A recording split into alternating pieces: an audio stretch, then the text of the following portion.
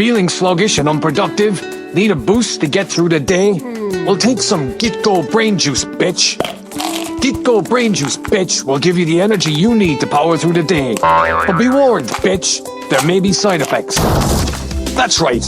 Get Go Brain Juice, bitch, may cause uncontrollable rage. But don't worry, that's just a sign that it's working, bitch. Side effects may include tachycardia, insomnia, anxiety and depression, confusion, seizures, hallucinations or paranoia and psychosis, weight loss, malnutrition, dehydration, cognitive impairment, and permanent irreconcilable brain damage. Dark urine when standing up or lying down. Take Get Go Brain Juice, bitch, today and unleash your inner maniac. It is important to use, always prescribed by a doctor, and to be aware of the potential risks and side effects when standing up or lying down.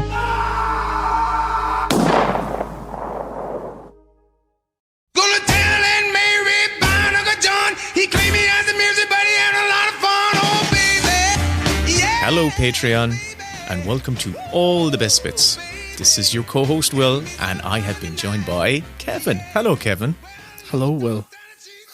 Oh, good to have you back again. We're doing another audio commentary. We are, and we're right up against it because this one's coming out in a couple of days. Oh my Lord Jesus Christ. We are doing we are doing something that we haven't done before, which is an audio commentary selected by you, our Patreon listeners. We put up a poll on the Patreon page, and there were multiple selections there. Voted for by them. Voted for by them. Things like Highlander, voted Scream. for by them. Voted for by them. The options were Highlander, Scream, Laura, Predator, Total Recall, Conan, Starship Troopers, Dread, and Seven. And what came out, Kevin? Predator. It topped the poll just slightly, beating out Highlander. But we're going to do Highlander next. We are. But Kevin, we're not alone, are we? We have a returning guest. Wait, are we? I have to turn on the camera. I didn't know there was someone else here. There's someone lurking here, Kevin. There's someone. We've been joined once again by Stephen Shields. Stephen Shields, how the hell are you? I'm grand. How are you? Oh, man, you're coming in with all the energy that I want. Oh, sorry. I have loads of energy. I just don't know what Laura is. Laura is an amazing film from 1944, directed by Otto Preminger, and it's a whodunit, and it's my favourite whodunit. That's on the list. I gotta watch that. It's really, really, genuinely good, and it got no votes. I got no votes. I would have voted for Starship Troopers now, in fairness, because that came joint second. Really, with joint second with three Highlander. Scream, Highlander, Starship Troopers all got Scream as well. Right. This is good. This is a good start. Yeah. There we go. So tonight we are watching Predator, as has been selected by our Patreon poll. And lads, we are going to start at the beginning, which is the most logical place to start. We're watching it on Disney Plus. Yeah. Stephen, have you got your Disney Plus copy ready to roll? How dare you? Of course, it is at timeline 002.00. And do you have your volume adjusted? Yeah, good point. I do not, but now I do, Kevin. I'm going to bring it down just a smidge. And do you have your subtitles on? I don't need subtitles. I know this film like the back of my hand. But just in case, I have it in Chinese Hong Kong. Just because you needed extra little bit of revision. Just education. You have to learn. Just because you've seen it before doesn't mean you can't learn. Education. So that's Chinese symbol for mandibles. Interesting. Kevin, are you ready to rock and roll? I'm ready to watch Predator. I'm not doing any rock and roll tonight. Excellent. I think we're all glad of that. Okay, lads, we'll hit play when I count backwards and upside down. 3, 2, 1, play. And we're rolling with a 20th Century Fox logo. Yes, we are. Stephen Shields, can I ask you? We'll call him. This is a thing Kevin we Lehan. ask. I'll direct it to you as well after this, Kevin Lehan. When and where did you encounter Predator the first time? You're probably a bit too young to definitely too young to see it in the cinema. The first time I met him was outside the school gates, but that's I like that. Like a lot of Irish people, actually. Yeah, exactly. The first time I saw this Predator was, I'd say, probably in the 90s, around the VHS era. I probably got it out of the man in the car. Mm-hmm. That, again, not that Predator, but the what we would call the video man. Yeah. And I remember watching it the first time because I think it was probably one of the first, besides T2, probably one of the first Arnold Schwarzenegger films I've seen. Right. Or Kindergarten Cop, possibly, because that's much more PG-ish. Yeah. But Kevin, what about you? When did you first encounter your personal predator? I mean, the movie Predator. Well, it was at the end of lockdown. I was talking to this guy and I said, we should do a podcast. And that person has been up my arse. No, I don't know. I don't actually remember when I first saw this, but I do remember there used to be a video shop up from my nan's, and I would have to go to the corner shop regularly for messages. And it was in the door of the video shop, the poster to Predator. And I just remember thinking, I need to see that at some stage when I'm out from under these overbearing grandparents and my mom that wouldn't let me watch these films. Make a note to watch Predator. And I can't remember when I saw it then. I had a similar story to you, Kevin, because I remember when this film was being released on VHS, and similar to you, I remember the poster going up in the video shop and it looking as cool as fuck. And that Friday, Peter O'Callaghan, the town lad, the young lad who was living in the town, who got all the videos first, he was like going, Predator's out today, and he was telling me this on Friday morning, and I was like going, yeah, I can't wait to see it. Already got it. Like, he had actually rented it. I don't know how he rented it, but he'd rented it before the shop even opened. So it took me a few weeks, but I got to see it pretty soon on its video release. Let's say maybe 2 months after it was released. And of course, the woman behind the counter even though I was probably 8 at the time, she just handed it over to me. Went over to this 18 certificate film without a hesitation. There's no boobies in it, so you're fine. Yeah. It's no boobies. Murder. Just exploding chest. Just murder. This is great opening, like what I love about this is like real old school action heroes. Yeah. You know, Carl Weathers, Jesse the Body Ventura, Shane Black for script rewriting reasons. Yeah. That never apparently happened. I think this film could be slightly improved by one change. Aside from the fact that they shoot most of the film in like a forest instead of a jungle. I think that would help it, but I think you could make one tiny change to this and the film would play very differently. And that's not to begin with a spaceship coming into Earth. I was just thinking that actually, and it reminds me of the opening of The Thing, because at the start of that film, it's very similar. It's very similar to spaceship cutting across the abyss of space. But I think if you took that out, it kind of gives it a bit more. It play a little bit like I don't want to say allure, like what's the Tarantino George Clooney film, the vampire one, Dusk Till Dawn. It'll play like that, sort of like a rug pull, which would be cool.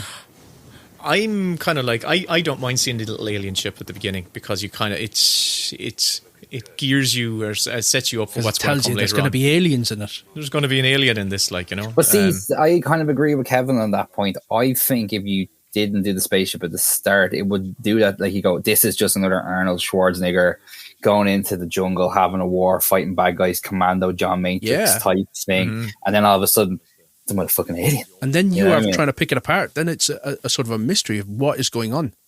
Yeah, well, you know, if it's an alien, it kind of, again, or whatever, it takes away the kind of mystique of it all. Where you're totally, just like, yeah, well, Carl Weathers, what a legend. This man fought Apollo Creed. No, he was Apollo Creed. He was Apollo Creed. This is my favorite handshake in all of film history. You son of a bitch. Boof. There we go. You get less meat in a butcher's where you usually find meat. That's what a great line the CIA got. McTiernan said that he thinks that Arnie was great in this, and he's great generally when he's up playing off of an actual legitimate actor that is really pushing him to emote and act against him. I agree, because I think this and possibly True Lies are the two best Arnold Schwarzenegger films. Yeah, that are not Terminator films. He's putting in a performance. So John McTiernan credits Carl Weathers with elevating the whole film and elevating Arnie, because he's really acting in it. Yeah, he is. And you got like other great actors, like Jesse Ventura is obviously a professional wrestler, but like Bill Duke is like been in ton. He was in Commando with Schwarzenegger as well. Like, I ate green berets for breakfast, motherfucker. Fucking what a line. And I think with Schwarzenegger, he really worked on his craft over those. He was only in movies a couple of years, like leading films for a couple of years, and he was fairly wooden. Like even in Raw Deal, he's not that great in Raw Deal. But come this, I think he would have been added a decade at this point. Yeah, he's a star. He's a star here. Like, yeah, he really is. Yeah, comfortable delivering the lines, really comfortable in it. Well, also being adamant that they need punchy one-liners like "stick around." Yeah. Knock, knock, that kind of shit. Stick around is oh no, that's in, oh, it's no, in this? it is. Yeah, in it this. is, yeah. My favourite still one is the one where he kills Bennett at the end of Commando and he just lit off some steam. I can remember this like steam. That's such a great film. That's not John McTiernan. No, it's not. It's somebody else. It's somebody else. Look at this. Look at these unwieldy helicopters. It's so cool. It is, like, again, practical effects, but there's the music, the contrasted music versus these choppers going in over the jungle. It's kind of class looking. This is great, though. Like, even the dialogue in this film, like, I know Shane Black was brought in to do a rewrite, and he even says himself, like, I didn't actually touch the script. They used John and Jim Thomas's original screenplay. See, McTiernan said that he did a lot of soft rewriting, which is that he didn't actually write anything officially, but he would throw in ad-libs and he would rewrite his own dialogue by saying things unique each time they were doing a take. And I kind of like that idea where someone paid me a shit ton of money to turn up and just throw in lines. It'd be just fucking awesome. It would save me half the worries I have in my life. So he, at this stage, just he making had done pussy Lethal jokes. Weapon. He was a hotshot. He was Mr. screenwriter. Joel. He was basically Joel Silver's like golden goose at this, right? I think he'd done Lethal Weapon, Monster Squad. I'm pretty sure it was on at this stage. Oh wasn't it? god! Yeah. Did he do that, or was that Decker? Decker directed it. They co-wrote the screenplay, but Okay. Decker definitely directed it. Yeah. So he'd done this, and I don't know if Lethal Weapon 2, but he only did like a first draft on that, and then he was kind of shit canned. Yeah. There was maybe an outline or something like that. Yeah. The Last Boy Scout, would that been out? What did you think of his Predator movie? Did not like it one bit. Yeah, it was really poor. I was given it the benefit of the doubt in the circumstances I was watching it. I was like going, I give everyone a shot on it, and I went, no, give it a chance, and I was all for it, but then by the end of it, you shat on it. it really just didn't work. It really fell apart. It's funny because I went It just played like a recently- Marvel movie. Yeah, I went back and watched Predators, the Robert Rodriguez one. I actually enjoyed it on a second viewing than I did the first time. Oh, really? I just thought it was different. It wasn't just a big action star, it was actually trying to do something different. But Wasn't that directed by a guy called Nimrod or something? Nimrod Antal, who did a Yeah. really good film called it had Skeet Ulrich in it, where it was about a guy who locks himself inside like a Brinks fan. Oh, yeah. I actually I can't remember the name of it, but it was I actually enjoyed that. He was supposed to do a few other things, but I think it all kind of fell through. I know Rodriguez was attached to do a kind of It's Predator really 3 for a long time. dodgy when you come onto an established IP property and you take a crack at it and you are under the thumb of a big name producer. In that instance, it was Rodriguez.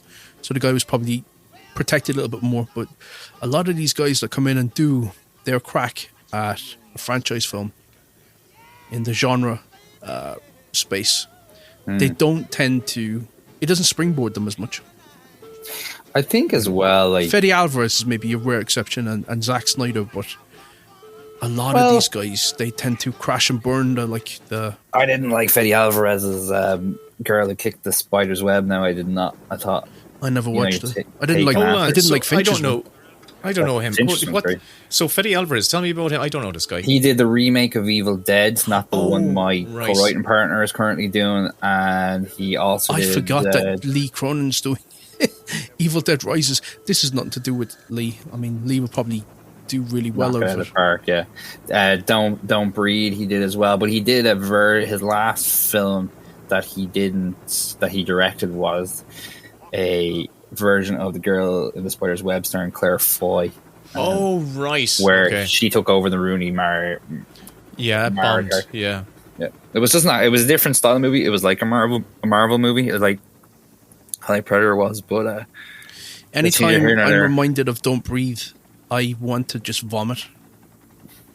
Okay, because of the anyway. Yeah, because of that particular scene in it, which is just unnecessarily disgusting. Really, I'm taking it Will hasn't Blah. seen Don't Breathe. he No, hasn't. I haven't. No. I always have this feeling that you're too wholesome. Oh God.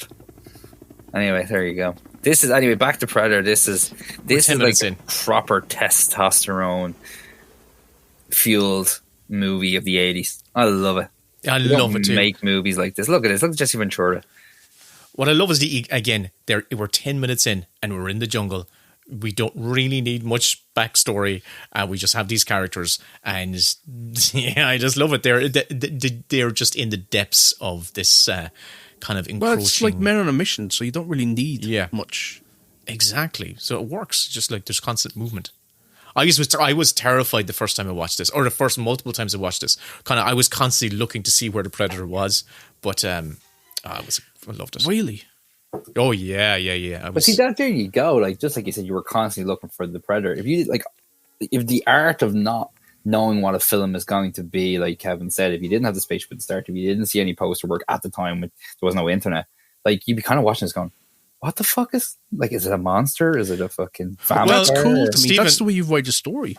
Stephen, in my case, Peter fucking O'Callaghan had seen it already. He'd rented it like 7 weeks in a row and had come in and told me the entire plot. He said, well, the predator's an alien and he's camouflaged and you can't see him and he's in the jungle hiding and they're walking right by him. So I was just, when I eventually got my copy that was all crinkled and, a chewing gum on the tape track, I was constantly just looking at every You think corner that was of the frame. chewing gum? And now Peter, what's his name? Peter Callahan Peter O'Callaghan, Peter, if you're listening. is the hello. major critic for the Guardian film. Yeah, just because he got tells you. Predator first. Look at this. Look at this. Just like even the shots are really Because this is cool. cool. Like, They're trying to we're ahead of them in the story. We know that they're walking into a trap with a predator, but they think they're on a mission to basically rescue some American hostages. Mm-hmm. So I think don't put us ahead of the characters. But I bet you that was a test screening thing. I'd say so. I do look at Arnie is just absolutely camoed, but the buzz cut is still on show. Like not. This is the an best ounce. he's ever looked, I think. Yeah. Does Yeah. Isn't there a tale where like him and Jesse Ventura used to like get their muscles measured in the costume? He had department? an entire gym installed where they were shooting in Puerto Vallarta, which is in Mexico. And yeah, they used to just get up at 6 a.m. He'd work out all day, or he'd Get a work out pump on. all morning and then shoot the film and then go back and work out some more. And the guy was a machine. And they all got sick as well, which tends to happen. Mm-hmm. McTiernan was saying he thinks it had to do with the local restaurateurs getting one over on the gringos. So giving them really? all food poisoning. There was one Great stage cat. where he pointed out that Schwarzenegger was on an IV drip because he'd lost so much fluid from having diarrhea. Oh my God. And he Feels said if you bad. watch the film, he'll get more and more drawn in the face as it goes on because they were just all getting sick. But yeah, he was pissed off, McTiernan, about the location because this right here is a jungle, this sequence here, but the other one that we just saw is a forest. And he said the producer had convinced right, him that yeah. they could shoot in Puerto Vallarta, even though all the trees were deciduous. So it ended up just looking like a forest in New Hampshire. Oh God. And he said, I would never let anyone ever pick a location for me ever again. But he said it was done for kickbacks. The producer was up to no good, and he thinks that it kind of fucked the film a little bit. Do you know what I read recently that if you're in a desert, you should they say you should drink from a cactus. Actually, it's very bad for you to drink from a cactus. They're just a bit of survival I heard knowledge you for should your just drink listeners. your own piss. Apparently not either. It will just make you more dehydrated. That's an urban legend. What, your piss? I love that Billy just walked up. I love that Billy just went up to this route and just knew that you can this will be like a tap of milk. He's a Marine. He's a Marine, but I just love that detail. It's like there's no explanation. He just does it. And in that action, you go, oh, this guy actually knows every plant, every a creature that's in this jungle because he's a Marine. So when we actually are, when something kind of creeps him out, you really feel, okay, something's fucking nasty out there. Like this shot, oh my God. What they needed is somebody who has just joined the team and he doesn't know anything. And he's just walking around like going, what are you doing? What did you do that for? I'm cutting this vine because I can have a drink. Yeah. Why are you going up there? This is what we do, kid. Oh my God. A great shot. Just 3 fucking bodies hanging. The colour in contrast to the greens as well is Looks great. tasty. Looks like Kebab. like a spice bag. The entrails. Oh my! That was one of those shots when I was a kid. I used to be just kind of like, oh, I'm not going to look at the corpses hanging upside down. But my God, Bill Duke there. My God, I would have been leaning forward. Rewind it. between you and me. Mac, anytime. Kevin, you just learned what a spice bag was recently as well. I did. What do you mean? Stephen, have you ever had a spice bag? Well, as you quite rightly said, my Italian name there, Stefan. Stefan, shit! I was worried you didn't. Of course, I know what a spice bag is. Yeah. It was. Well, it Bag of depends. spice. It depends on the day. It's either Jerry or Posh or one of them else. One of them's the spice bag. Yeah. Yeah. I have to say, sorry, go on. No. Go on, Stephen. I was just gonna say what I really like with this. Like this, you would probably. We've had this discussion before about other films. I've luckily enough to do commentary on with you guys. Like they really are taking their time getting. Like if you were to make this film now, the executives would probably go, "We need to get them to the town to do the shooting in like 5 minutes." Well, McTiernan was battling them back on that because he said all the shit that you see in the sequel was stuff that they wanted in the first film, and he wouldn't have it, like entering into the alien spaceship and all that kind of stuff. So he said, God, when I get to the alien spaceship and Predator 2, I just zone out. It just looks so weird. Yeah, you lose the mystery of it. Yeah, it just becomes fake. That's when it's in a natural environment like this, then it really works because it's an alien thing. that stuff that he's chewing, that chewy shit. Chewy tobacco. Yeah, that's Tobacco. just tobacco, isn't it? It's like It's fucking tobacco you nicotine. chew. Yeah. Yeah. God. Baseball players use They all get like fucking mouth cancer from that stuff. Yeah, I believe, they can do awful things to you, Kevin. This was, for me, such a cool moment when we go to the infrared vision for the first time. It's I was all just an going, optical as well. It's not real. And you know why? Why? Because when they used the real infrared cameras, the soldiers were the same color as the jungle. That's way too hot, yeah. Wow, I didn't know that. Wow. It's too hot to use infrared. Everything is like boiling. Wow. You'd only really use infrared in kind of snowy terrain, really, because it would differentiate the cold from the hot. Correct me on this, right? Okay. But, am I right in saying that Jean-Claude Van Damme Yes. was originally the A Predator, person. the person in the Oh. suit? Only Yes, for he a was. couple of days, though. Only Then for he a was, few he days. was fired. Yes. Do you know why he was fired? Or is it For the suit? being I know they changed the suit. He was too small, and the suit was awful, and he didn't want to be there, and he was not right. So they basically shut down production, and they decided to bring in Stan Winston to overhaul the monster Predator. design. Yeah, But you know who was also responsible for the overhaul of the monster design? Giger. James Cameron.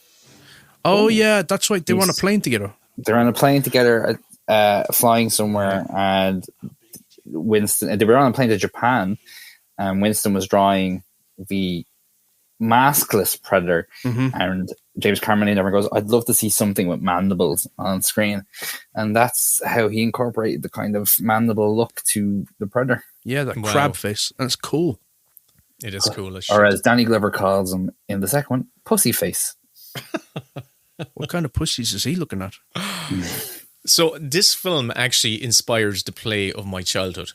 I actually deconstructed. Are you reading toy IMDb rifles. again? The trivia No, page. You wrote Predator the play. What I did was I cut up pieces of pipe. I masking taped them to the bottom of some of my guns. I would go around and give hand signals to my imaginary commando friends. So am I. There was such a pause between hand and signals. And I was Arnold Schwarzenegger infiltrating a drug cartel or whatever these guys are. Gorillas in the mist. Gorillas in the mist camp. At least it didn't go, I was Arnold Schwarzenegger pleasuring people with my hand. Pleasuring the gorillas in the jungle. It was a very unnecessary pause after hands there. It must have been really bad of me and have both picked up on that. It's just, it's more of a reflection on filthy minds. Your filthy minds, seriously, yeah. I love this moment. Reflection. Oh, wow. That's class. That's great. She shot a hostage in the brains. Speaking Russian. Interesting. Are they Russian? They're taking their time, all right. Very good, very good. Music is really good in this. Silvestri was on form.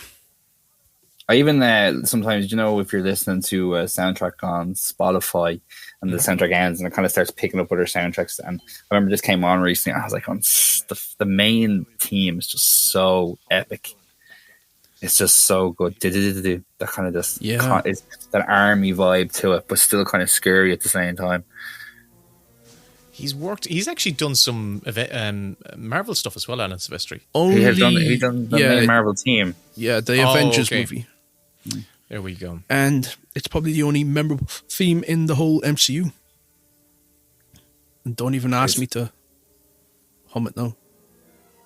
Yeah, he's been his main go-to guy for Robert Zemeckis. Yeah, there'll be a bit of racking focus there with the wire. That's so nice. You can totally tell when they're in the jungle versus the forest because of the difference in the image quality. It's such a grainy, dark, muddy film. But it's a lot of stuff. What I love about it is it's a lot of the stuff there is just so tight on faces. Like it's like crossing over from Ventura to Bilduke. It's just so good. And the whip pans and all are just so justified and stuff. It's great. Yeah. You feel the claustrophobia of the space. I think in the 80s as well, and my kind of favorite era of films is the 70s because I think some of the camera work is just so good. Like even the camera work here is just so gritty. It doesn't seem smooth. It seems just like you're in there with them kind of. Yeah, I was watching a film the other day, a 1960s film called The Day the Earth Caught Fire. And maybe it was the fact that they didn't have Steadicam and they weren't able to do a lot of handheld with those massive cameras back then. But everything was on tracks. And in order to do oneers, it was all just about staging and blocking. And it just looked class to see characters navigating a set and the camera moving around them and covering as much of it in one as possible. And I miss that. Movies have gotten so busy now. Yeah. This whole, we're coming to the big action scene in the guerrilla camp, and the stunt team behind this are the same stunt team that were behind the A-Team movies. So there's a real, It looks like the A-Team at times, though. It is the A-Team. You really feel like, oh yeah, it's kind of like the Do you mean the A-Team TV show? The A-Team TV show, yeah, with B.A. Baracus and Face and the whole Murdoch and the whole. Not the movie with Liam Neeson and Bradley Cooper. Definitely not that. No. This is great.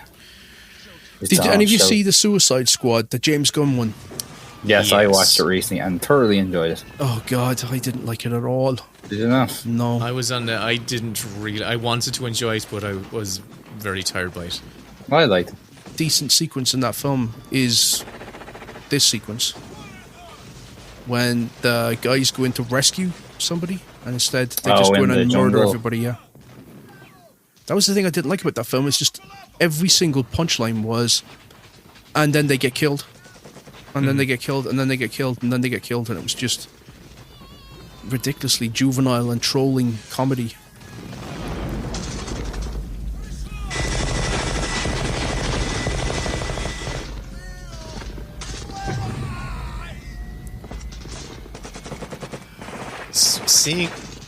Seeing this action scene and having that minigun unleashed, when that minigun was used for the first time, I swear to God, I probably had my first erection. Jesus Christ, Will. I'm just saying. And according to your wife, your last. Yeah, maybe. Yeah. She might verify that. But Verified by Visa. I have never gotten turned on by violence. I don't understand that. it was just... I think that there was a cool shot when he was walking through the forest. The explosions were going behind him. They were on a Steadicam or whatever, and he just used a minigun. It's fantastic. Whoa, this is taking a dark turn. The conversation at the film is always. When I tell you, this was the game I played as a child. I'm saying, once I saw this film, I was this scene right for the rest of my childhood. What games did I play? I don't remember playing any make-believe games like that. When you're on your own, or when the other lads are off, it shows in your work, Kev. Joyless. Oh, here's a minigun. But this is a very unnecessary weapon to bring with you into the depths of the jungle. Yeah, completely inappropriate for the setting and the mission. Do you know what the gun is called? Well, it's not a minigun, is it? Oh, it has a name. No, it's got a name. Painless. Oh, Painless. Oh, very good. It's a Gatling gun, I believe. Yeah, and it's physically impossible to wield it as a person. It needs to be. Yeah, it has to be mounted. Yeah. It's actually from the Wild West. There was Gatling guns in the Wild West. Oh yes, if you look at the Wild Bunch. Yes, the Sam Peckinpah movie. Not the Bradley Cooper. Here we go. Yes. Stick around. Look at that. You can't write that shit. Well, you can't put. Those things were all written into the script. You can't write that now. And again, he had stick around and then knock knock. Oh my god! I'd go see. I had this debate recently. I'm dying for Arnie to do another film where it's just literally 80s violence and cool puns. That's what The Expendables should have been. Yeah, but it's not. You know what I mean? It's like you want Arnie doing the shiznit. Did you see that one, The Last Stand, where he was like a sheriff and it was like a siege thing? I think I saw that in the cinema. No, it looked a bit low budget, so I skipped it. It kind of was, yeah. I've given up, making the effort to watch films. If they don't immediately appeal to me, I think life's too short. There was a period where it was like you have to see everything on release in order to feel like you're able to keep up with the conversation. And now it's like, I don't care, I'm not interested, I'm not going to watch it. I think this... No, I do a podcast just as an excuse to catch up on films. That is the main reason. I'm like going, well, I kind of have to watch it for the podcast, so I'll do it. Yeah, but you're like a real 80s kid. I'd say you've seen a lot of these 80s type movies, though, Will. Oh, God, yeah. I watched everything I could get my hands on. I'm still discovering stuff, though.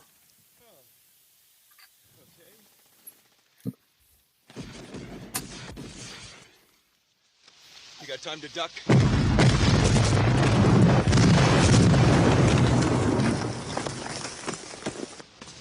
This is goddamn beautiful. Goddamn jackpot. This is more than we ever thought we'd get. Well, we got those bastards. We got them. I think this is what you're looking for. You said it's all bullshit. I only saw all the Bond films, the Sean Connery Bond films, just a few weeks ago. I'd never watched them, never had a reason to watch them. They were never on TV either. It was always the Roger Moore films or the Timothy Dalton films. And I thought those were really good. Yeah, they're great. They're absolutely class. Did you see the episodes that Apollo Creed directed for the Mandalorian? Yes, I did. He was good. He was Carl Weathers. He's a good actor. Yeah, he's fantastic. This is... Did you like Boba Fett? I've only watched the first episode. That's a no then. No. I'm going it's quite disappointing, so... it's worth watching for the Mandalorian episodes that are in Boba Fett. Did you watch Peacemaker? No.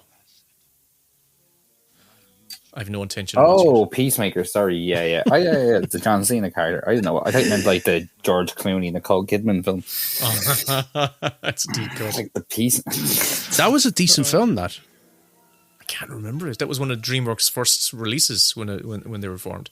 I've seen it, but I can't remember it. Mimi Leader, wasn't it? And Oh, it was yeah, all you're running right. around New York City trying to stop a bomb going off, and it was all Steadicam. It was cool. I gotta watch it again. Steadicam anamorphic. It's on Netflix at the moment. This is just to bring it back to the film we're watching. So they've realised now that this whole thing is a big bag of bullshit they've been fed. It's a big bag of spice bag. Carl Weathers has been telling them porky pies, and now they're in the zone of the Predator.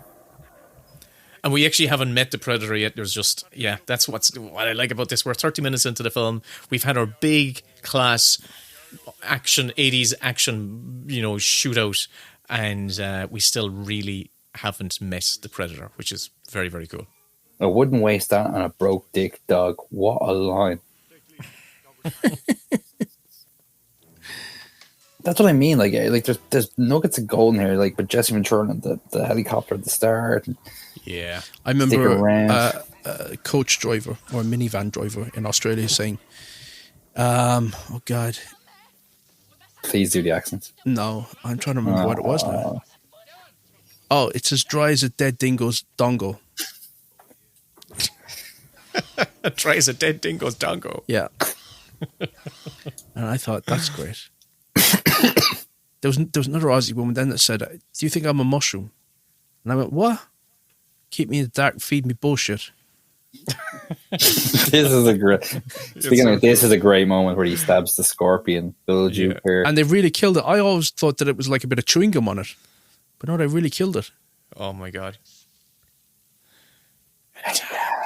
Hey, well done. What's so lovely about, I think Bill Duke he directed he directed Sister Act. I think Bill Duke directed Sister Act. Or Sister Act 2. I think he did. He was in. Okay, he's definitely involved in Sister Act. He was 2, one of the hold on a moment. henchmen, I think, with Harvey Keitel. No. You're right. He directed Sister Act 2. He absolutely Deep Cover with Emil Lawrence Fishburne. Ardolino directed Sister Act. Well, And Bill Sister Duke Act directed 2. Sister 2. He did. He directed Sister Act 2. He directed a good few films, actually. Wow. He was in a lot. He was in Menace to Society. He's in Bird and Wire. He's in Payback with Mel Gibson. He's in the X-Men: The Last Stand, which I didn't know. Oh, yeah. I don't think he's he'd want to admit that. He's the senator. I enjoyed that film. I think it's one of the better X-Men movies.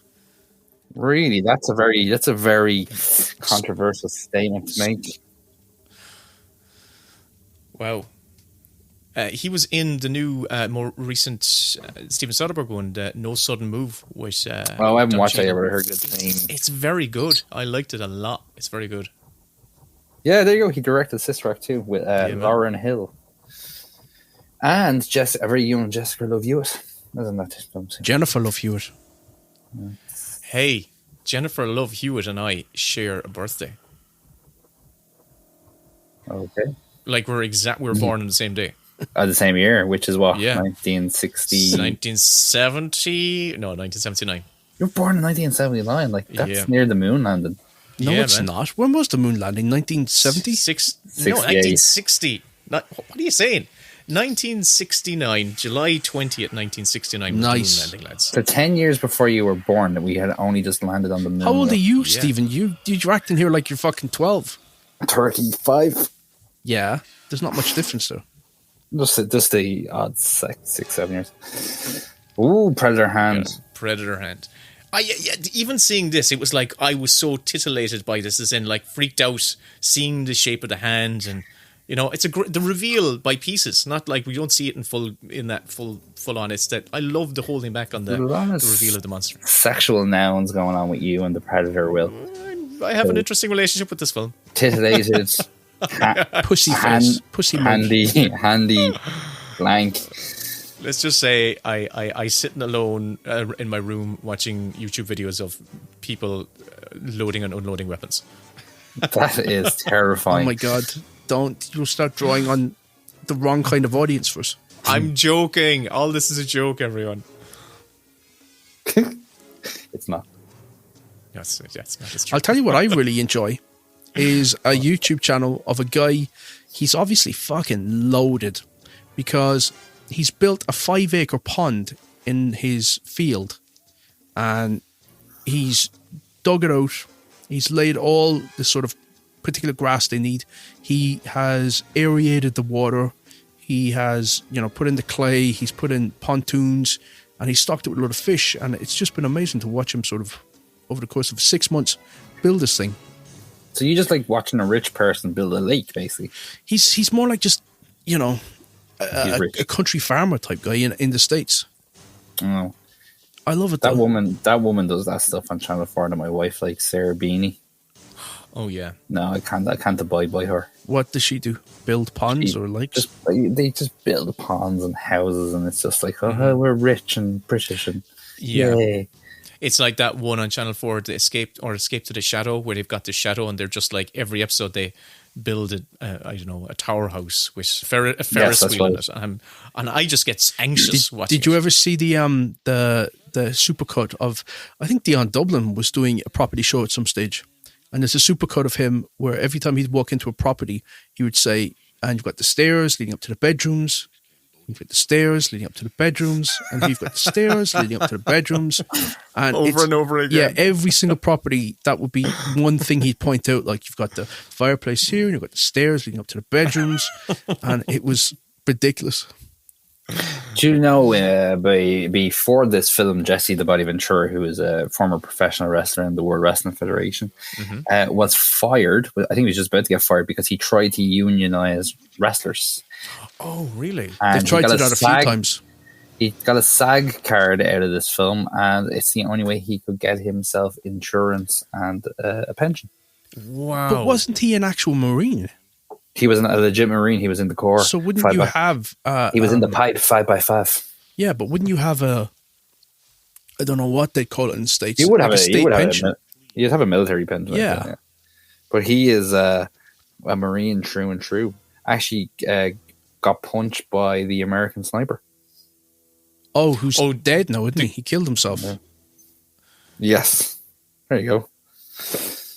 I read that book, or I tried to read it. I read a few chapters and I thought, you are a horrible person and I would not like to hang out with you, and therefore your book can go fuck itself. And I stopped reading. There you go. Yeah. I love all this stuff of them creeping through. They're creeping through the jungle, and Billy moves out into this kind of bit of clearing, and I love this. Billy's just working on instinct. And he's Why do you love it? Do you love it because of the blocking? Or? The tension, yeah, the blocking, the tension. I love that Billy's gone out into the open, and he's like, it's just all hand signals again. That's a great shot. I love it because you can see the contour of Arnie's vascular veins, his muscles. He looks like an action figure. Sorry, I dropped my mic. What I love about this, like I said, it's just so nice. Like it's nice. It's just nice. It's just so good. When I used to work in the video shop, there used to be Nigerians that would come in, and they'd rent a film, and all they would say is it nice? And I say, it's the Texas Chainsaw Massacre. Okay, is it nice? No, I wouldn't call it nice. It's kind of scary. Oh, okay. I think is it nice for them was just like, is it good? Yeah. It was lost in translation. It was. Look at the way Arnie is walking out here, just one-handed holding his M16. Not like a trained Marine at all.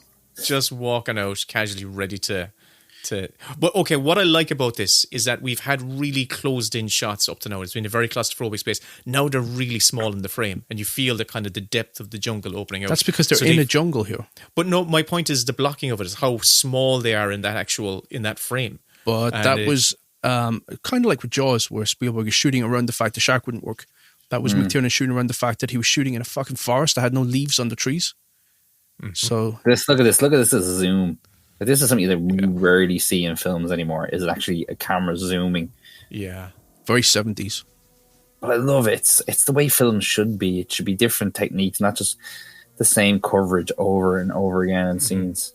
I'll tell you what I hate though: are crash zooms.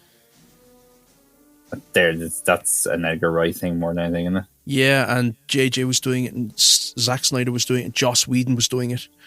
He used to be popular on Serenity, Joss Whedon's space show with Nathan Fillion. That every time they'd shoot the space stuff, it was always like news footage of somebody or seeing a UFO, barely capturing it and crash zooming in to get a close up as it zips out of shot, and it just got overpopularized like lens flares. That's the thing with JJ; he gets onto a little kink for something and then keeps doing it over and over and over again.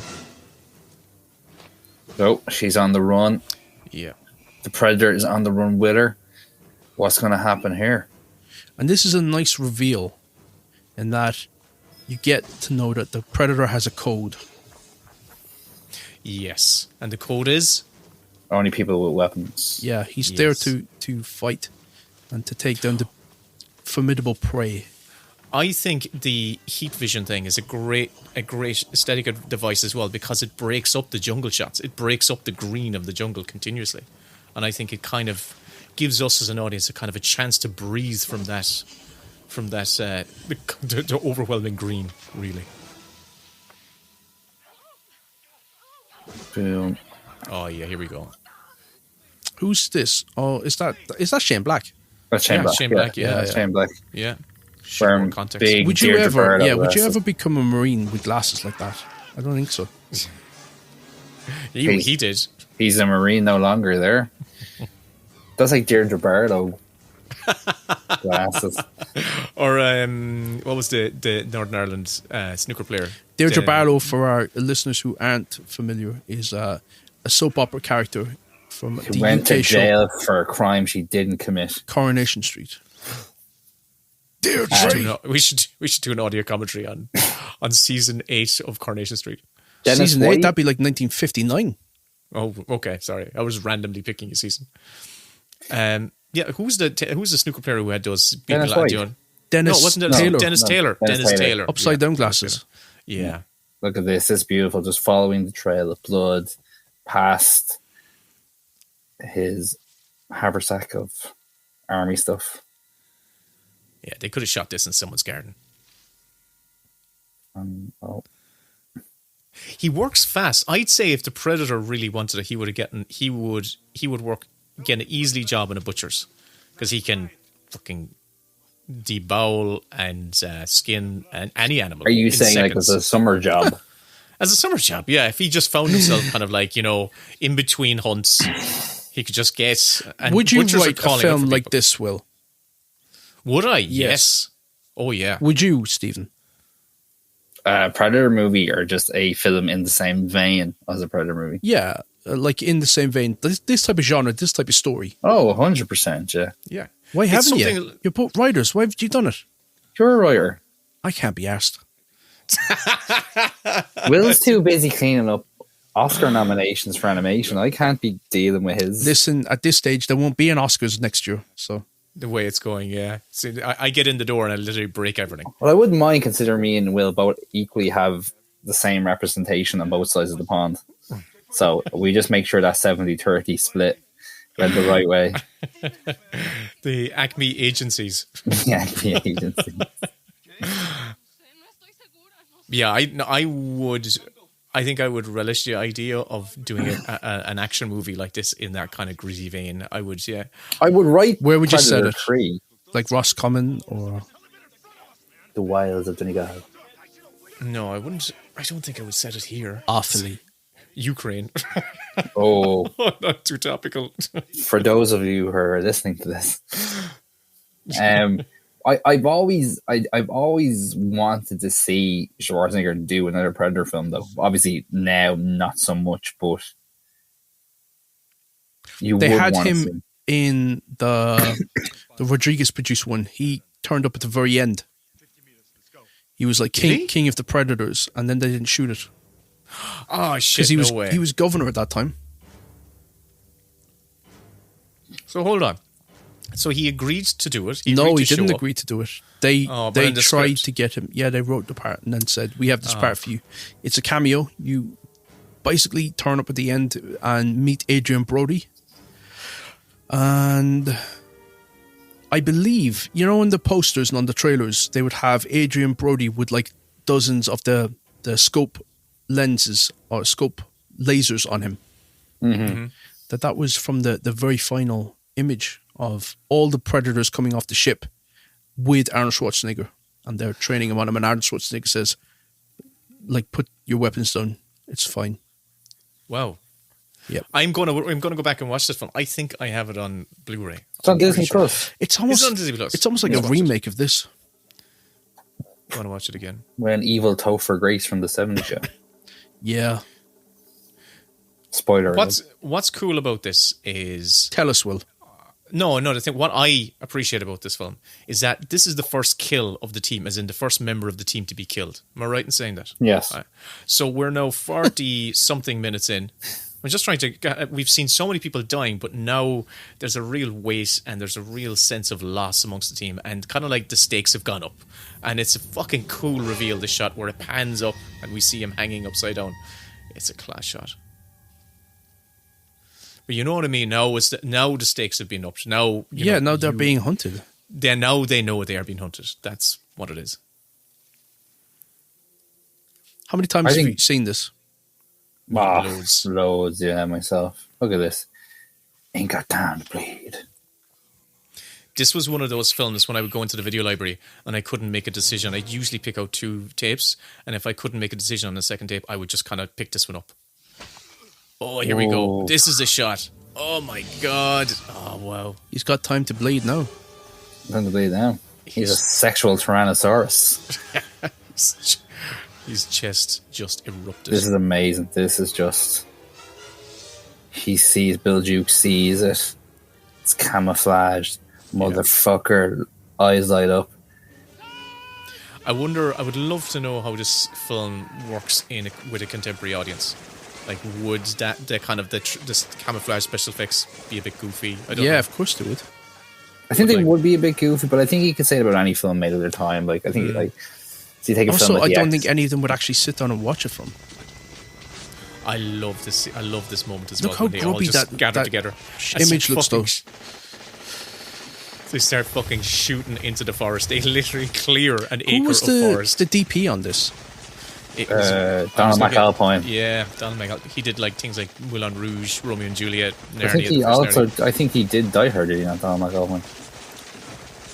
No, that was Jean de Bond. Oh, it was. You're so knowledgeable, bro. But he did work. He did Medicine Man. He did another McTiernan one. McTiernan said that he would have shot this film entirely differently. No, he said that. Yeah, McTiernan. Yeah. Well, but he said I was just trying to survive, and he appreciates the film because it opened up his career to him. But jeez, I've no complaints about how this film looks. I really don't. I just like. I do. I think it looks a bit TV-ish and grubby-ish at times. It's the music, the atmosphere, the story, the monster. It all carries it along, but it looks a bit shit at times. I don't know. I kind of like its brightness. No, but things are in and out of focus. I think Commando looks more shit than this. I think this looks more polished than Commando. Commando looks very clean, I think. Commando's very goofy. But then Commando's meant to be a comedy. That's a tonal thing. That's a tonal thing. Like, look, a lot of this is very close. It's very tight for obvious reasons. I'm not saying that so much as that stuff is in and out of focus. Jesus. Seeing he's an empty cavity where his chest should be. It still kind of makes me a bit queasy looking at that shot. See, it doesn't. The only thing that makes me queasy is seeing people being bled. Then I get lightheaded. I genuinely do. I can actually come close to fainting. What do you mean being bled? Like, as I mean, like having their throat slit? No, anything that's sort of like arterial spray doesn't do anything for me. It's if somebody opens a vein, slits their wrists, or has their blood drawn. If there's anything to do with somebody being fucking operated on and they're drawing blood, then I get really weak and my blood pressure drops. It's a survival response that some people have, and I have a very, very light, but it just means that in ancient times, if you got wounded by a predator or a fight or whatever, or a fall, your body's natural response is to slow your heart rate so you don't bleed out. And you get very, very tired very quickly.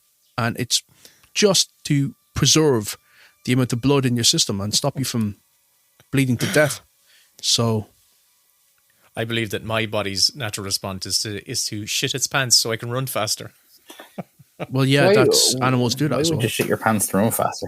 Are you- Oh no, the animals do. I've seen my cat do that. Yeah, animals do that. They when empty their fi- bowels.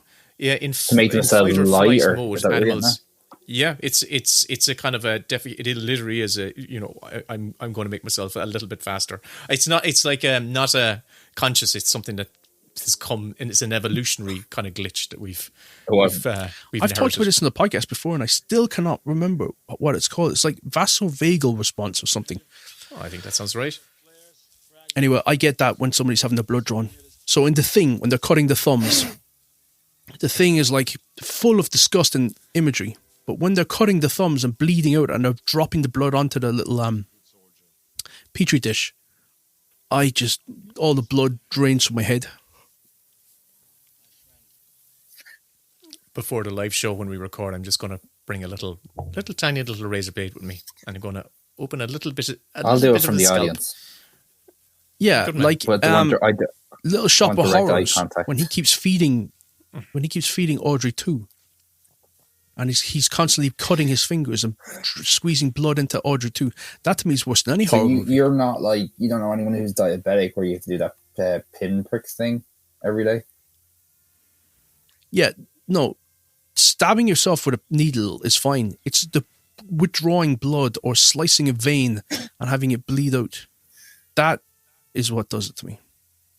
There was a shot there where Bill Duke goes over to Jesse, and he's just flips open the body bag, and you can clearly see Jesse's eyes blinking, even though his heart isn't there anymore.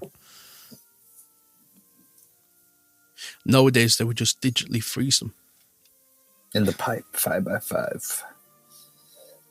I don't know, I keep saying that that's not this movie. It's aliens, isn't it? Yeah. Said by Vasquez. I know we've another little bit of No, it's not. information. A little bit of information. Disco blood. Well, if it can bleed, you can kill it. It's Vulcan that- blood. I thought, it's Vulcan blood. Klingon blood is What's kind really of purplish. interesting about this Predator, because as I had mentioned before we started, I watched Predator 2, or maybe I did say it during this, I can't quite remember, is you even get a sense that in this one, he kind of moves a bit more.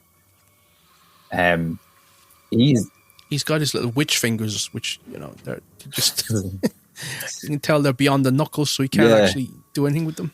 Oh, yeah. There's a similar... What were you saying about? It's just really interesting. It's just obviously, I was literally what Kevin was saying. It's like you can quite see he's like the suit is not the most Yeah. comfortable. Yeah. Oh, So you have to cut around them as but much what as they possible. do really badly, obviously, because they have to do it in the sequel, is in this one you don't. Even though you see him, it's glimpses, it's quick cuts. You're not lingering on him or in any way, shape, or form. In the fucking second one, like you might as well. Just fucking have him standing there in every scene. Isn't He there that could do a line? monologue. Isn't there that line in the second one where he bursts into the old lady's house Yes. and he runs out the door and Danny Glover comes in and he says something to the old lady and she goes, "I don't think he gives Yeah. a shit." I think John Amos is the actor. So He's dumb. fucking- the Colombians versus the Jamaicans are the gangs, which I always just thought was so funny. What are you doing? The What are you Rastafarians. doing, brother? Sergeant. And that was set in the future as well. That was set in like 1997, which at the time was the So future. was Terminator 2 Judgment Day was that in 1997. Yes, So 1997 yes, was a yes, bad yes. year for aliens and or cyborgs. Yeah. I know one thing, Major. I drew down a fire straight out of It's quite a diverse cast. Yeah, it's great. In terms, I mean, like, it's a great cast. I've always said this film, like, this is probably the tough guys of the 80s that weren't all just like expendable level actors. Like, they were just tough motherfuckers. You believe them as a group. You believe that they wherever that they work out in the same gym, basically. I think Because they were working out in the same gym, and also Exactly. also, McTiernan hired a drill sergeant to take them out on runs. So he wanted them to coalesce and unify as a group, and he said it worked. I wonder if that was Captain Dale Dye. Captain Dale Dye was a guy who first came to prominence with Platoon, where he basically did that whole thing of like taking the whole acting team out and training them as soldiers. He was the same guy he worked on. He worked on basically all military projects throughout the 80s and 90s, up until Saving Private Ryan. I thought you were going to say he worked on Basic Instinct. No, yeah. But it's good. Like, it is good because you do become a cohesive unit then. Because even when they did it on Saving Private Ryan, they really they went through an entire basic training together. But Matt Damon didn't do it. So when Matt Damon actually showed up, they all had a kind of resentment towards Matt Damon. But wasn't that deliberately done? Oh, deliberately done. Yeah, it was totally deliberately done. Yeah.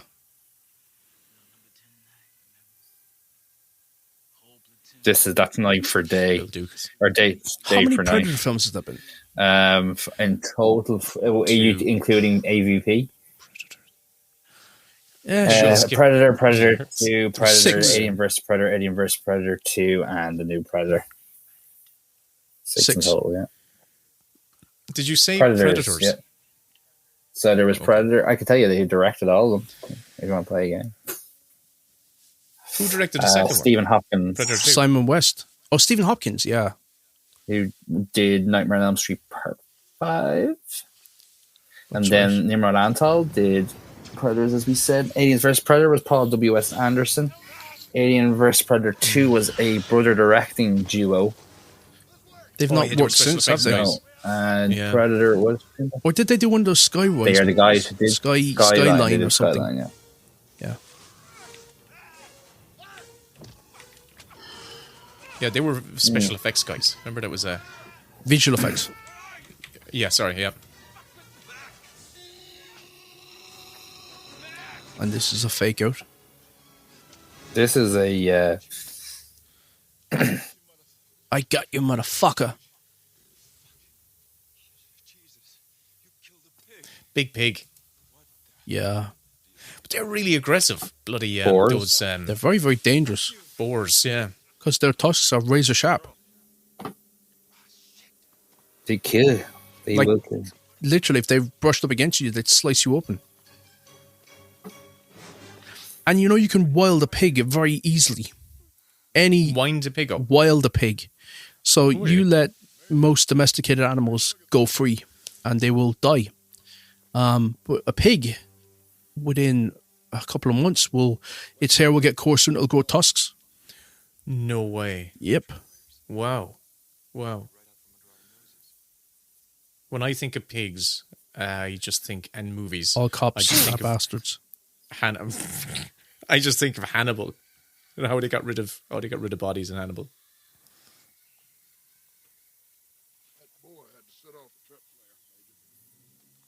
Didn't they have to hire a security team to protect the rest of the cast from Bill and Sonny Billy? Landon. I don't... Yeah, That sounds familiar, actually. yeah.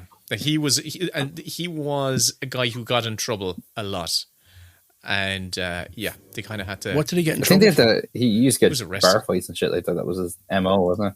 Yeah, I mean, when you're Yeah. that big, it would just be a laugh to do it. If I was that big, I'd be just picking fights for the laugh. Be like, good crack.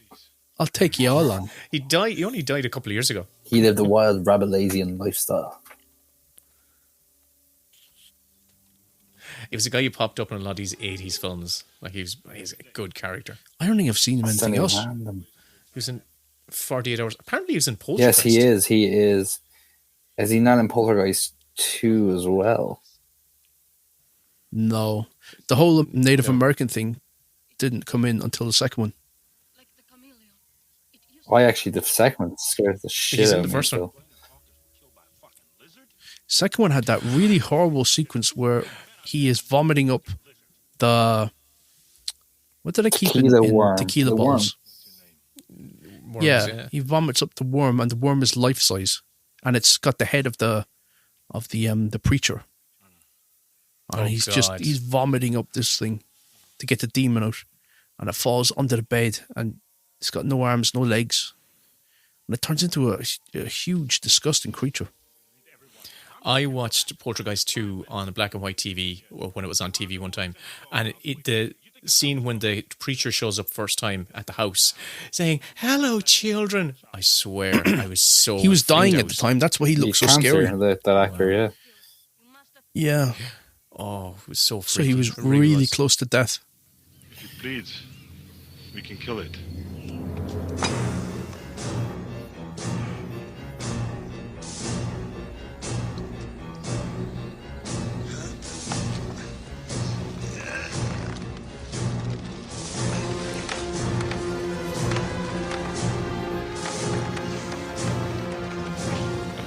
This is where the guys get to show off their muscles when they're pulling down the trees, chopping the ivy. They're gonna create a coconut bar. Chopping the ivy does not sound like a big... Yeah. I just want to chop the ivy. Making hammocks. It's like, I'm a celebrity, get me out of here. I would love if they actually ended up with all this work. They ended up creating a spa, a kind of a jungle health spa. Where they sit down and put palm That would leaves be over the their David eyes. Zucker payoff joke if this was a Yes. farce. We did. We've done an episode on spoofs this season, and Wished. unfortunately, sorry, we haven't done an episode on spoofs this season. Sorry, Giving it away. but because of that, every film I watch now, I'm writing the spoof gag in it. This would be good for a spoof. Somebody said on Twitter the other day, and I'm sorry to everyone listening to this, expecting us to talk about Predator, but you've all seen it. I mean, what you want from us? Do you say, as this person pointed out, all Irish people will say no to themselves when they do something? I do. Do you? I walk into No. a room and go, "No, this is what I have to do," and then I'll explain to myself. Do you say it like that, like Well, do you forceful, want me like to act it no, out for you while we're watching Predator? no, So I'll walk into a room and go, "Right now." get into the car, No. no. Not now. No, that makes me sound like a predator. Yeah. No. Bill No. Duke just shaved No. himself with a You just finish your dinner and you go, Bill no. Duke. And you just get out of the shower. Trying and to go, talk about Bill No. Duke's Bic razor. Yeah. Then this particular scene coming up, how the big razor meets its demise. Bic razors are a horrible thing to shave yourself with. I know. I've nearly taken my balls off. Yeah.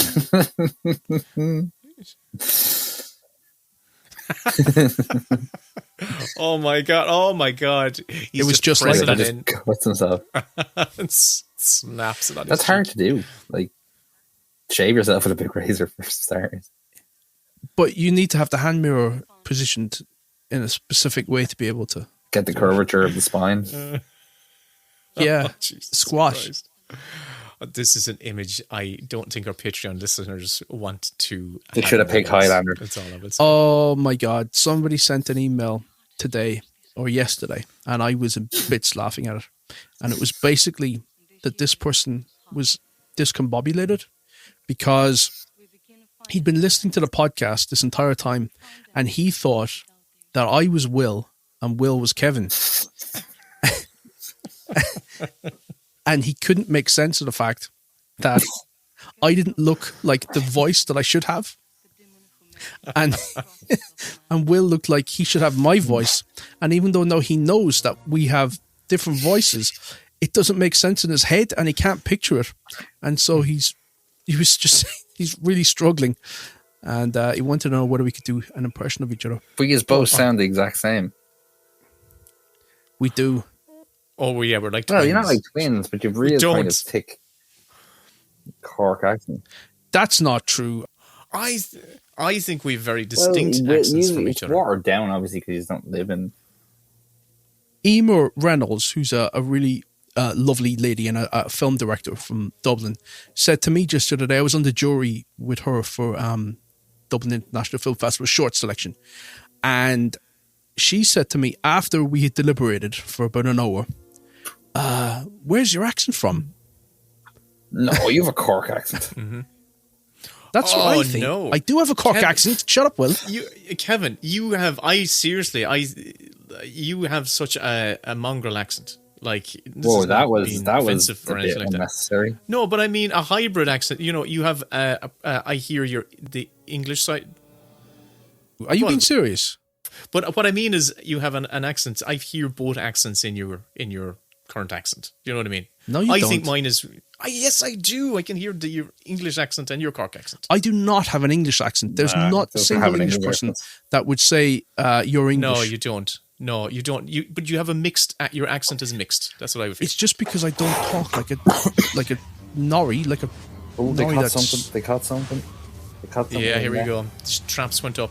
So they figured out that they had to use natural things. For those of you who are watching this for the first time and decided to put this commentary alongside it for no apparent reason, that is true. Now, This is great. seeing him do some gymnastics. But looks this They part looks tried to weird. put a monkey in a red suit and get it to do the stunts so that they could rotoscope it out. And the monkey was too embarrassed to jump around the jungle in a red suit. So, back to the drawing board. weird.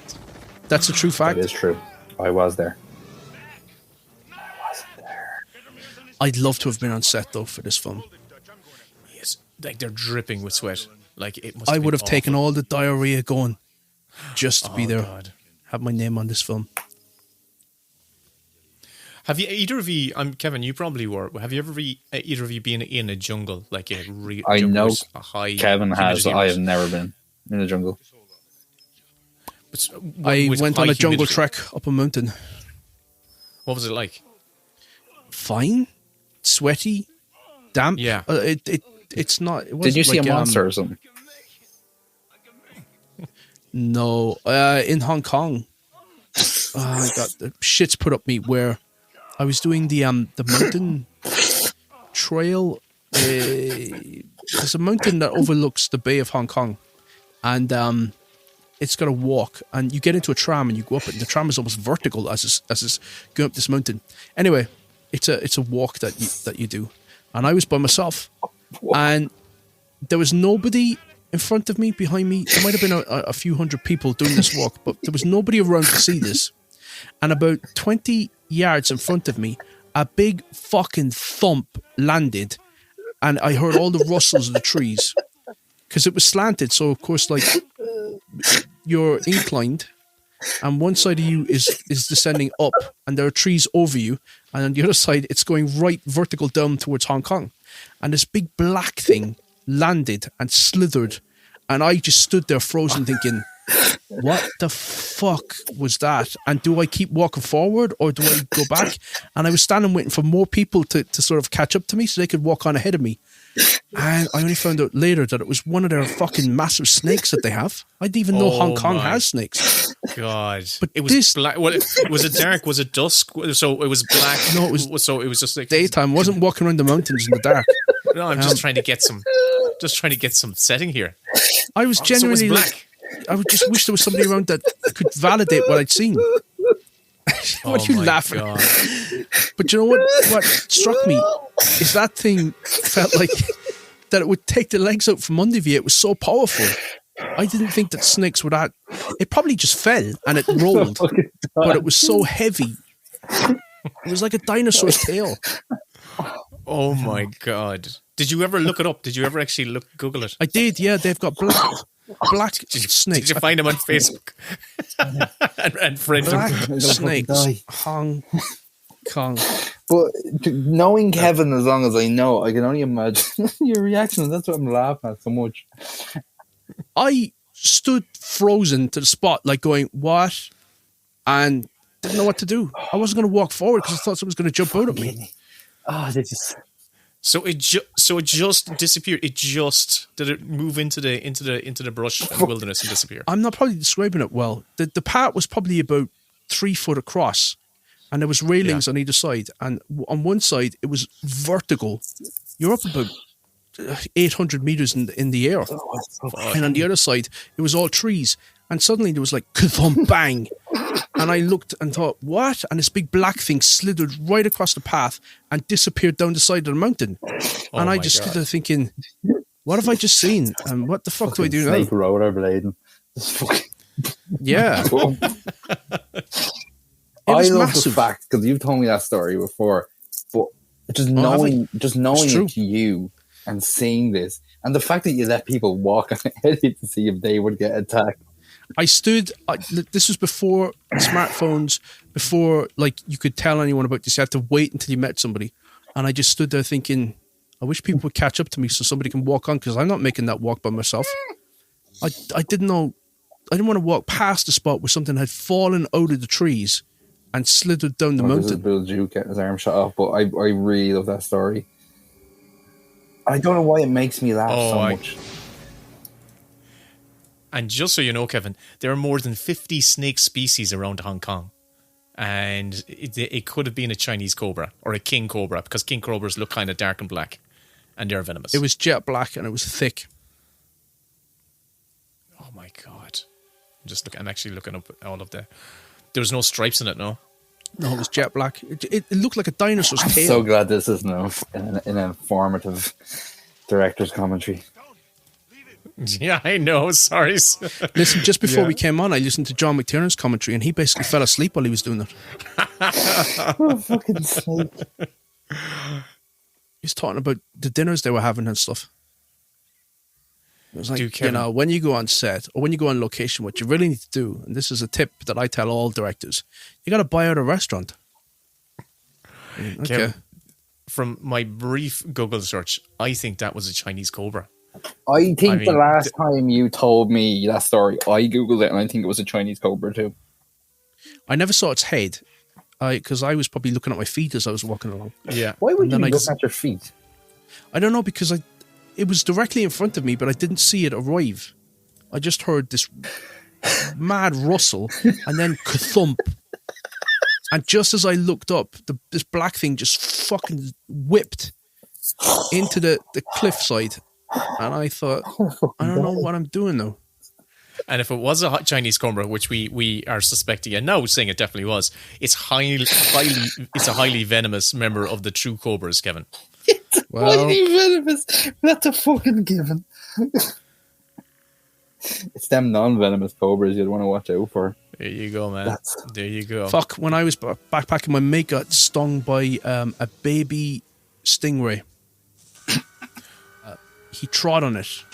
He wouldn't come out swimming, and I was out there, and I was like, come on, it's fucking class. Yeah, his arm's falling off. This is the moment that kind of like gave me nightmares. I love the way you're scared of everything. Still fires. But I still watch this. I still watch this film over and over again. I just didn't look at the graphic shots. This is so weird the way he does like a kind of... Anyway, his leg blew up about 3 times the size, and he couldn't walk for 6 weeks. A semicircle. The Predator does like a semicircle flanking motion on Carl Weathers and kills him with his massive Wolverine-like claws. Boof. Dead. I used to feel really bad for Apollo Creed, Carl Weathers in that moment. You know, I want people to have like quick deaths, but then we saw him suffer. I think it was the suffering you kind of like really didn't like. Here's Billy. That ended your arousal. Did it, Will? It certainly did, yeah. It certainly did. I don't like the suffering. Don't like the suffering. Big sweating. Anyway. Wouldn't you want to be on a more solid footing to fight a predator than a log? I think he's kind of holding him off at the pass. I think that's the idea here. But I'd hold him off actually on the rocks, not on the log. But maybe he's got a strategy. Maybe he's like going, oh, maybe this animal or creature might be a little bit... I don't think he's got any strategy. I just think he's a fucking lunatic. He's cutting himself open. Right. Yeah, I think you're right. He's giving himself no place to run. This would be... Do you know how the scene would be much better? If a giant took off his pants. Chinese cobra just landed on the log and skittered off into the woods. I don't know why that story is so funny to me. It's just because it's you, Kev.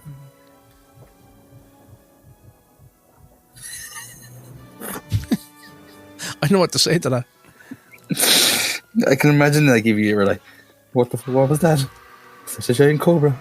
You walk on ahead there. You do sound English.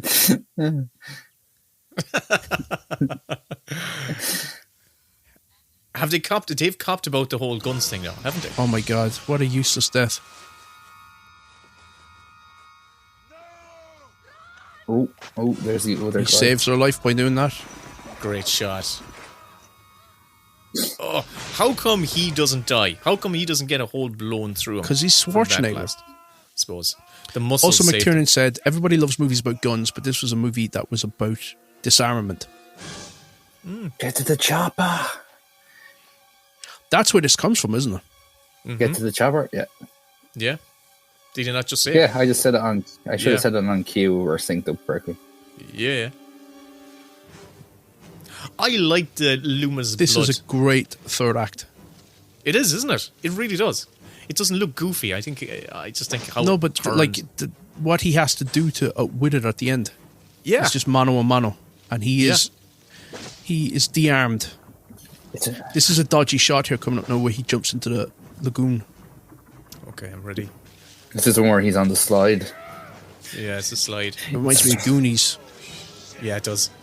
Okay, waiting for the dodge shot. Oh my lord. Oh, that one right there. Yeah, okay. No, it's this one. It's the side shot. That's Okay, what I mean wait by for- it Oh, looking a bit yeah. fucking Wow. Okay. low tech. Yeah. That's obviously, Have either of you bungee jumped? yes. No. Have you, Will? Yes. In America. It was great crack. Did you enjoy it? Well, once the actual bungee kicked in, I enjoyed it. There was like 2 or 3 seconds of free falling, which was absolutely terrifying. But once the thing, What height did you jump from? I don't know specifically. It was a few hundred feet. Obviously, it wasn't like under 100 feet. I can't remember. A few hundred feet is fucking huge. Well, I That would can't be remember. one of the biggest in the world. Oh, I can't remember. I was way up in the air anyway. Well, I I'm can't remember. 6 foot. So Yeah. I did 440 feet. Right. That was too high. And you had a king cobra attached to your legs. Yep. Ours was like I had it tucked under my belt. it was like an artificial. It was like an artificial. You're like risen up, and it was like anyway. It wasn't like so you were like a fun fair type thing. That totally put this shit. I on jumped your off a bungee fucking canyon. yeah, it was gravity's gravity. Whether you're jumping off of an artificial He basically platform. said you went to Disneyland, Will, and he Yep. did a No, I real don't know what bungee it jump. was. You absolute I'd child. love to go to Disneyland. No, it was. Oh, here we go. I love this. I went to Euro Disney once. I did not like it. Oh, we were wondering, is it shitty?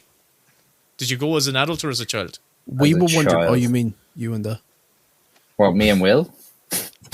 me and Will? We were wondering. We were wondering about you. Yeah. So see what Schwarzenegger's rolling around in now. Those were the toilets after all of the after the dinners on The set. chili con carne. The chili con carne. I once quit a job over toilets that were like this.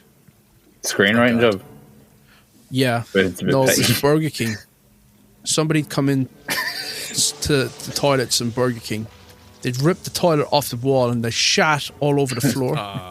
And the toilets were God. flooded. And I was the only dude working that night with about 5 other girls. And the manager was like, you have to clean the toilets. And I said, you can go fuck yourself. I'm not cleaning them. I'm basically getting £4.50 an hour to work the tills. I'm not cleaning the toilets. You have to clean the fucking toilets. And I said, I'll see you lads. And I gave back my hat and I walked out. You're I'm right there with you, man. Seriously. I'm not doing it. I don't care. I was. He's not here now. I've been working there for about a year, and I thought I'm leaving anyway. So fuck it. This is a good. Let them all talk. I used to love as a kid trying to spot Schwarzenegger in that shot, and There he is. I see him. he was back there, yeah. But yeah, there is a. Do you know what I used to do in Burger King though? Oh, here we go. I would do nothing irregular in Burger King. I would do everything as was asked of me to the highest of my capabilities as a model employee who worked very hard and was liked by all of the customers who came in, and I enjoy watching Predator with you guys, which was directed by John McTiernan in 1987. Go on, you've started some finish. Well, you'd be able to do the sums in your head, and basically you'd give them the meal. And you would say, enjoy your meal, and they would enjoy it because the food was prepared well by the staff, like myself, who worked very hard and were satisfied with the pay and the hours that we did. That was the story I wanted to share on the podcast as we watch Predator together. You can say anything about Extravision because it's no more, so say whatever you want. We would take the coupons. We would take the coupons from the back, the stacks of coupons. And we would do nothing with the coupons. We would work very hard, and we would watch movies and recommend movies. And that was all that we did there. So they would pay $5, and you would give them their movie to take home and watch as a rental. And they would have that rental for one night. And it would need to be rewound when it is returned. And that's the way it's gone bankrupt. Yeah. Wow. No, I worked for Extravision, well, it was shite pay. Absolutely shite pay. Oh, I loved hearing Kevin. I wished. Oh man, that's. I don't think. Do you know what I did that was really bad though? It was one time. Yeah. Oh, we haven't got to the bad stuff yet. Go on. No, there was one time I turned up for work and I did my job and everything went as it should. And thanks to our Patreon backers, who really are the backbone of the podcast, and without them, we would not be able to do the show that we love to do and share with you the things that we know we can share legally. There was one time where a person had dropped their phone, and so I picked up the phone. I brought it behind the counter. It was a Nokia 38, whatever. And 2 seconds later, a guy came up to the counter and he said, I just dropped my phone. And I said, oh yeah, I just picked it up there. Is this it? That's it. I gave it to him. 2 seconds later, a girl comes up and says, I'm looking for my phone. It's a 3810. And I said, oh no, I never saw it. Oh no! I had just given it away to somebody else that wasn't that they'd stolen the phone. Oh my god! Well, that wasn't your fault, I suppose. Maybe where you were swindled from the swindler. Yeah, became the swindled. Yep. I was in an Extravision once, and the strangest thing happened. There was two people working the counter, and one male, one female, and I had walked up for my Friday night movie-a-thon where you. I know where this is going. What? You're going to say, and they took a coupon and did nothing with it. And they were stealing phones. No, but it's another fecal matter one. Oh, stop! I went up and don't know sometimes when you say something, but it's already escaped your mouth before you register it. You probably shouldn't have said something. I went up to the guy and kind of handed him my 3 DVDs. I went, "Oh Jesus! Like, what's that smell?" And I don't know if I had it in your Extravisions, but they had a little toilet for the staff that was very close to the counter. And he pointed to the girl, poor girl, and goes, She happened. She's after leaving a massive beast in the bog. And I felt so bad for her, but in fairness, it was the most horrendous smell I have ever smelled. Yeah. But it didn't put me off watching the movie. Yeah. Yeah, I worked in Extravision, and I can confirm they had a really small. Oh, what did I? You know what I did once? It wasn't so wrong. Was you broke the counter? I broke the counter in Extravision. I was these really high counters in Extravision. Yes. Well, I think we were just having the laugh, and we were messing. And I think anyway, whatever move I made. I jumped up onto the counter but came down really hard on the counter and broke it in two. This is the counter behind. Yeah, and this was when I was at goal weight as well, you know. At what? Sorry? So that's what I remember. I wasn't a heifer. I wasn't exactly heavy at the time. Goal weight. Is that what I said goal weight at the time, yeah. So, but yeah, we also had a toilet at those minuscule little cubicle We had a toilet bucket. behind you.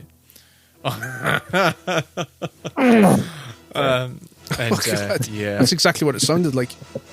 lads, we have completely forgotten about the film Predator. Everyone which is has going on in seen the background. film. Everyone knows what happens. It's Arnie great. is going to fight the Predator. They came here for the humour. This would have happened had it been Highlander or Scream. Humor. But it happens. You were talking about Stephen. Your situation happened to me as well, where I was working a shift with a coworker who I lovely. You shifted lovely a girl. coworker. Whoa, No, whoa. she was a And just lovely- to get back to it, like it wasn't my situation. I didn't drop the clanger. No, but I was in a similar situation where I was one of the people Oh, behind the sorry. counter, but my coworker used the facilities, and the poor girl obviously had Green apple spatters. a bowel disturbance, and no matter what she did, she couldn't get rid of the smell, and it was coming right out onto the main shop floor, and it was really awkward. Just because open no the one toffee mentioned anything. popcorn. Why didn't I think of that? Just start dumping it down the toilet. But For yeah. those of you still watching the movie, Also, I made up all those stories. None of that actually happened. I was just saying stuff for humor's sake. It was totally jokes. I'm sure. so we are at the point now where Arnie has scaled a tree of woe to come face to face with his alien counterpart / villain. What I enjoy about this is that, again, Tell us, it's not Will, what do you over-exposition.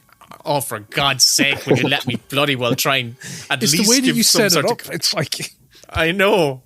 But what I enjoy from a technical point of view is the fact that everything he's learned, we kind of learn it in with the film. It's not expositionally. It's all true action where we see him piecing it together and he's piecing it together. That's true. I like the fact that it's straight ahead and it's all I love this you're part. learning through behavior rather than backstory. Yeah. I actually the I know. part where he crawls by Arnie now with his so eyes cool. just there he is. It's like a Chinese Yes, cobra a snake. Chinese cobra slithering up a toilet next version. Yeah. Have you ever held a snake? Don't get me started. They Yes, feel a small one. really, really strange. Yeah, they're warm and just muscular. Yeah, like a muscle. undulating. What And is this podcast? Yeah. strange sort of sensation. Did you want to kill it like I did? Wow. No, but I'll tell you what I Step on did it. do is that He dropped it down a hill. I did. No, not down a hill.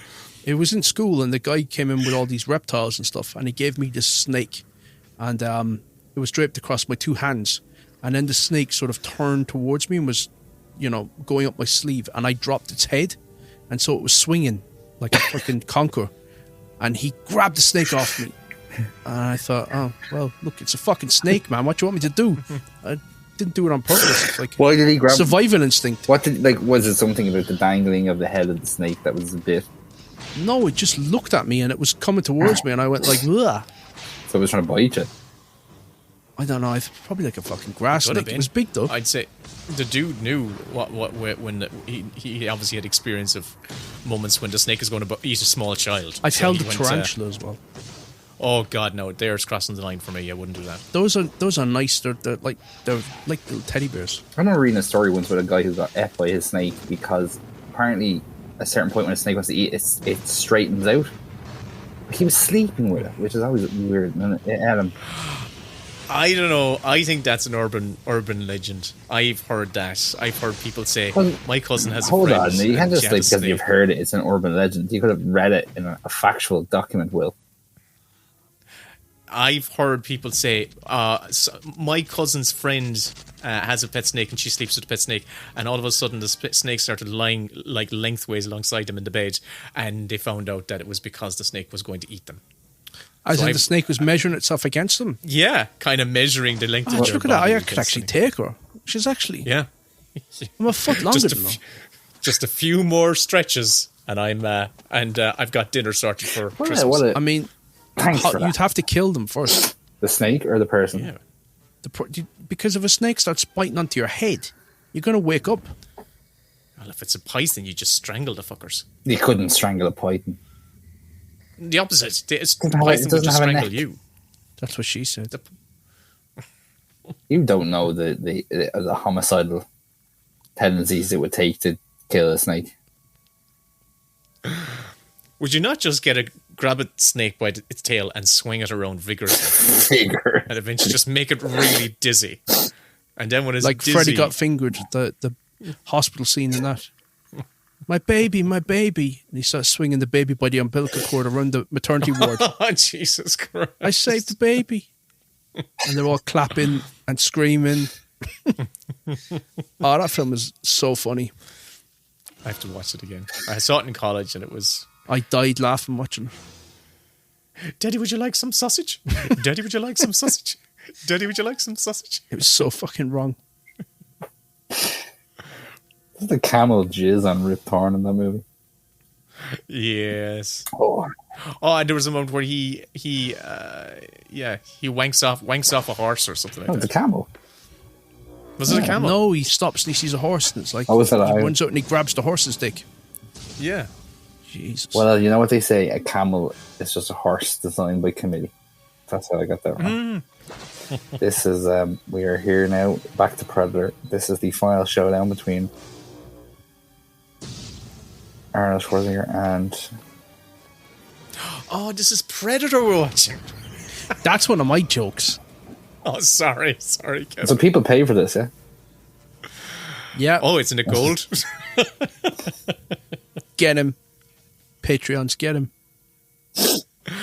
I've said this before. I like the blood in this. I like that Well, luminous blood. Kev doesn't. He doesn't like... I do. I Don't like you? luminous blood. So It's the real blood. if the I like. Predator was to sit down now and take a blood sample from his thumb, would that freak you out, or does it have to be red? Do you remember in The Exorcist I've seen it, yeah. when they were doing the cardiogram, whatever the hell they were doing? Spinal tap. Yeah, and they tapped her artery in her neck, and it started spurting. Oh, that yeah. was the scariest moment of that whole film for me. The rest of it was a laugh. And that's why that makes total sense, because remember, so many people, I don't remember, but like the tales of so many people fainting during The Exorcist. And of course it's fucking because of that same syndrome that you have. And also the same for Pulp Fiction. Saving Private Ryan. Any sort of film that has that Have kind you of like... ever fainted? Either of you? Yes, I did actually slice my finger open with a Stanley blade. There you go. So that is actually the vasovagal response. It happened to you. Your blood pressure dropped when you bled out. It's a survival instinct. And then I shat my pants and a big cobra. Yeah, and then fell you down in front of ran. me.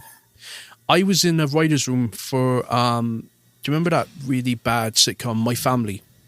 The BBC one. Oh, I think I know. Zoe it, yeah. Wanamaker was the wife and Yeah, Robert he- Lindsay was the dad. It was dentist. Yeah, it was dreadful. Anyway, I was there. I was shadowing the room. And I was on like the What second... does that mean? What is shadowing the room? It means that you're basically there to audit the show. You're not writing on the show. You're not participating. You're there to basically learn how a writer's room works. So you sit there and you they'll, ask your opinion, but you're not... It's basically like work experience. Mm-hmm. And you're sitting around the table all day. It's good crack, to be honest. I really enjoyed it. And I do think one of my favourite writing jobs would probably be in a writer's room. Mm-hmm. But anyway, it was a long commute. Long days, long commute. And nerves, stress. So I was like probably at my wit's end. And I didn't realise it, just wanting to make a good impression. But about a week into it, I got really lightheaded, and they had an ensuite toilet that was right by the writer's room. And while they were all talking, I got up to use the toilet because I thought, I don't feel right here, I think I'm going to be sick. And as soon as I went into the toilet, I fainted. And I fainted against the cubicle, and I caught the cubicle with the inside of my hand, as if, you're opening the door. And so I fell against my hand and slammed the door against it and let out a massive scream.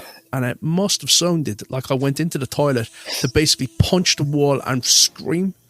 but I literally fainted. They came charging in like, what's wrong? What's happened? And I said I slipped because I didn't want to say I fainted. And yeah, that was the one and only time I can remember legitimately fainting. I would have fucking fainted if a Chinese cobra fell in front of me more than that. I've lived a life. Hey, we're going back to Predator, and he's just taken off the helmet. And how fucking cool is this design, actually? This holds up. Really Pussy does. face. Pussy lips. Pussy lips. You are one ugly son of a bitch. Look at that. Oh my god. I think he looks slightly cute. Oh, There's something about motherfucker. him that looks a bit like coochie coo, like a little crab. Crabs aren't cute, Kevin. I think crabs are cute. Oh no. He's basically saying here, let's dance, motherfucker. Yeah. Kevin Peter Hall, who played the Predator in both Predator 1 and 2. And he died not long after that. He shows up in the helicopter. Have we missed him in the No, helicopter? that's No, he's at the of end. movie. He's the Oh, good. pilot. Because John McTiernan said that he had the toughest job of anybody. He was in a full latex suit in the jungle in high heat. It would take about 4 hours for him to get into it, and he could only wear it for 2 hours at a time before his body would overheat. Christ. And they had him wearing, this is something that you probably know, Will, racing drivers' suits that are lined with ice water that's pumped throughout the suit to cool them down. Wow. Wow. So he was wearing that. It is like There's a lot more we have to. infrared images than I thought there was. In this final bit. Yeah. Listen, you've all been on set. We've all been on sets of films, and making films is hard work. Like, it is intensely hard work. Even I was talking. They were shooting a film up in Donegal last summer, and there was a relative of mine. He's a guard, and he was helping. Like, a part of the guard of duty was to be like, herding traffic and all this sort of stuff, and he was shadowing the production for a couple of days, and he came away from it going, holy shit. He said it's like a military operation. He said he just couldn't get over. I like the way you asked Kevin not too long ago what does shadowing mean, and then you used the word shadowing as a word. I just learned the word shadowing. I just went, okay, because I couldn't figure out what appropriate word to use. He's one of those people to describe what he was doing. He discovers a word and then claims it as his own. Use it. Will straight does away. have a parrot tendency. He does tend to. If I describe something one way, Will would then Immediately repeat he'll it. recap it with the same word. Yeah, so like for instance, if Kevin describes something one way, I will recap with the exact same word. Very funny. I don't know, but I do it as well.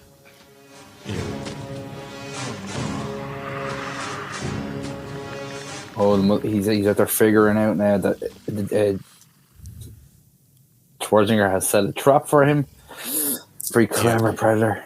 He's gonna go. I would count this monster as one of the top 3 in design. Here we go. Does he get him? Yes. Sorry, he just slammed. What are the other 2, Kevin? Seems you've got a 3. You were way ahead of me. Oh, are we on the thing? Probably.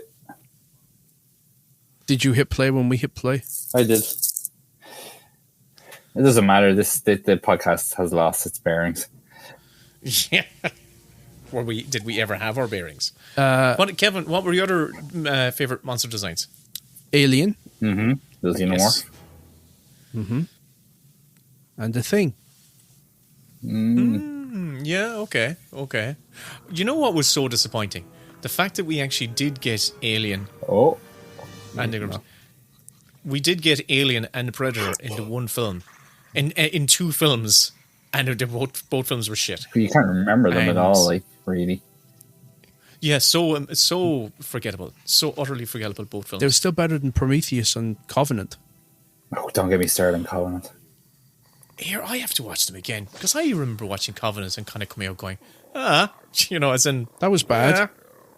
like, When Michael Fassbender says to other Michael Fassbender, let me handle the I'll do the fingering.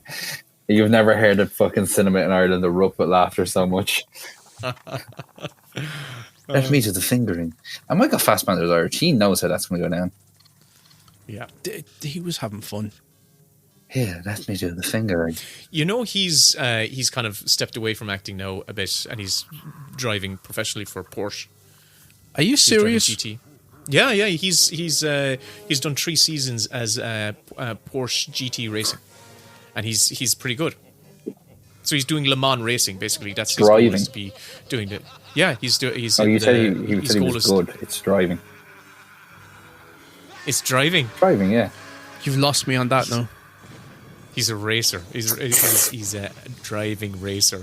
He's a boy racer. Oh, he's a chef. He's just organised cooking. Like, He has a really not interesting, that's a strange way to put it.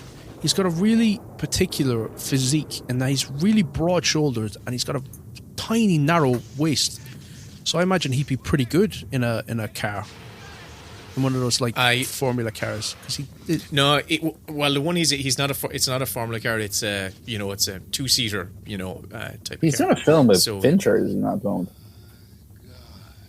He's done a film. Oh, maybe he's back to act. Maybe he's done something recently, but he was gone for about 3 years. Definitely, he hadn't been in. Well, anything the last few for films he years. did, I disappeared too, like the Snowman and I haven't seen that. Alien Covenant, probably. well, he was doing the fingering. There we go. this is a nice And here shot. we go. It's quite Apocalypse Now-ish.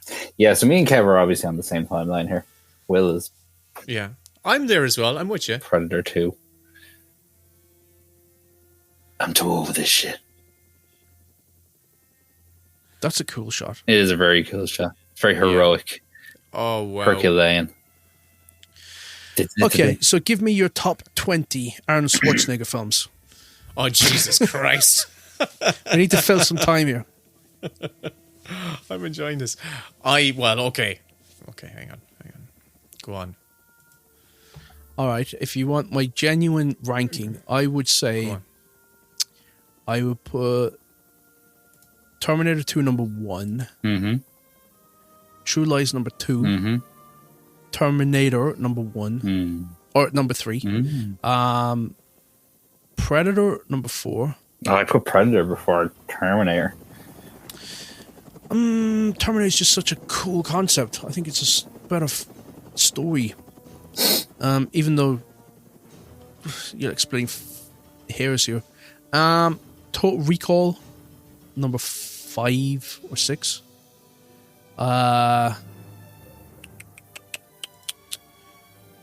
And then it's like a mix of all the rest. Kindergarten Cop. Nope. I don't like any of his comedies. Twins. Nope. Twins is fun. Twins is fun. It's okay. Yeah, I'm going to go with all what you said. I don't know what you said. Terminator 2, Terminator, True Lies. Commando Predator. is fun. Commando's fun. It's fun, but it wouldn't be in my top 5. Last Action Hero. Total Recall. That's fun. I think that film was fun. It's just a bit like, okay. Hey, did anyone mention Conan the Barbarian? Yeah, oh God. Yeah. I don't like Conan the Barbarian, really. Oh, I enjoy it. It's just, eh. And I have a friend that would even always throw in- quotes the line from that. The something driven from their lands for the lamentation of their women or whatever. Yes. I would put in that documentary, Pumping Iron. I think that's a class documentary. The bodybuilding. I feel like there's one we're missing. I doubt that. We never forget anything on this podcast. Conan the Barbarian, Terminator, Red Sonja, Commando, Raw Deal, Predator, The Running Man. The Running That's one Man. we Nah, I didn't don't mention. like that I one. like The Running Man. Nah, Red it's a Heat. bit like Gladiators. The thing that used to frustrate me about Running Man is how they reuse shots from the film as kind of like TV footage, and I was like, going, that's a cheat. Twins, Total Recall, Kindergarten Cop, Terminator 2.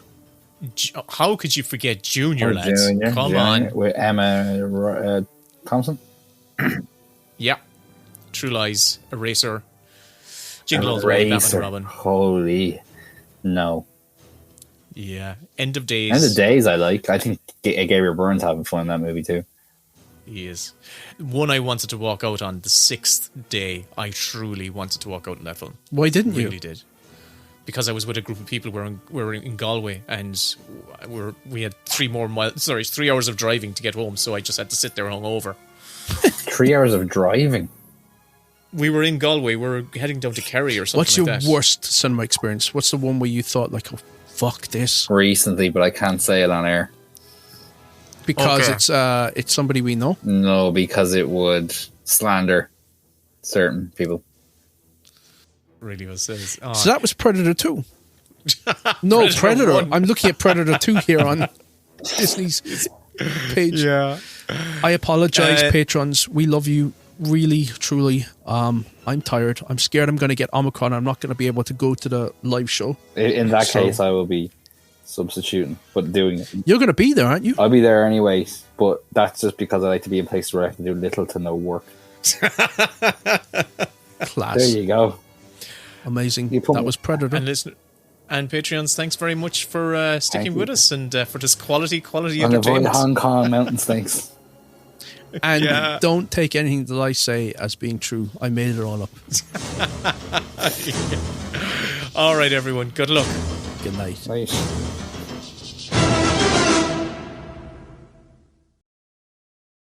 And here is a clip from the lads' latest Mini Bits bonus show. The full episode, plus 80 more, are available on their Patreon. See ya, Mossy. I gotta go in and record another one of these fucking mini bits. Oh, yes, it's such all letty. I know.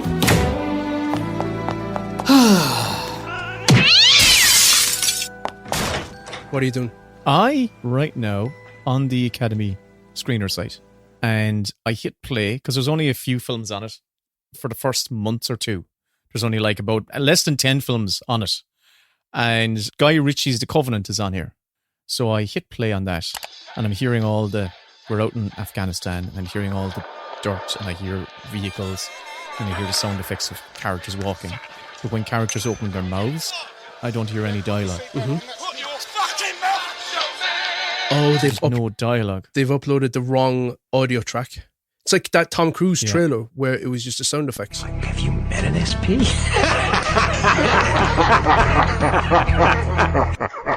Yeah, and this film has been up on the screener site for a few weeks now, and they still have the wrong one here. Well, I tell you what films are actually up there for all Academy members to see, and to see what they've put up there. But first of all, let's just throw to our theme. And I have to say, the feedback from my thank you ballad was quite fierce. The power of Christ compels you! So I asked Mossy, who is a friend of my dad's at the quiz, sing us a theme tune. Oh. So over to Mossy. Hit the cards. I'm fine, I'll get it done in one take.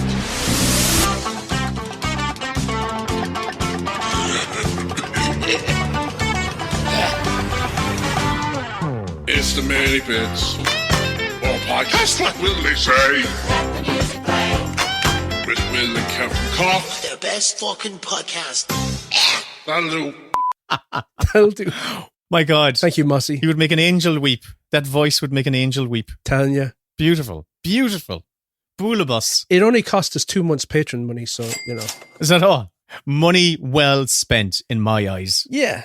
I mean, you can't get much for €20.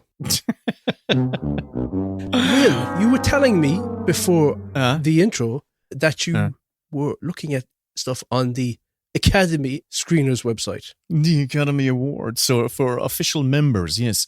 So they don't send out DVDs anymore. So how you do all your streaming stuff is all via the Academy website.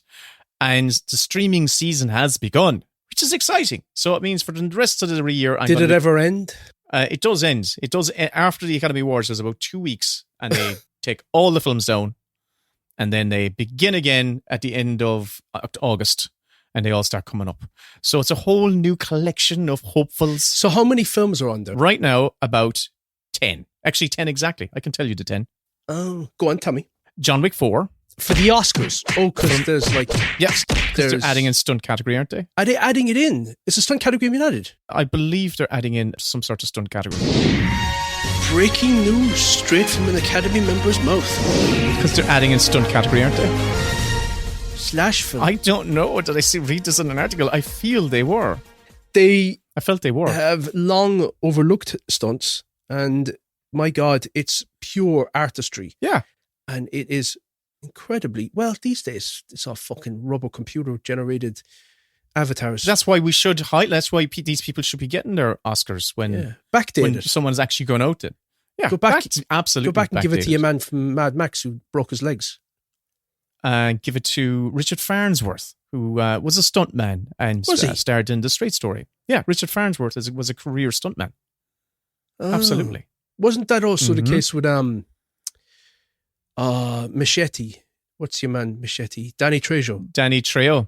Is Really? it Trejo or Trejo? I always call him Trejo, but he just says, call me Danny. I was going to say that back to you. Nah. I was like, just weird. because we just call him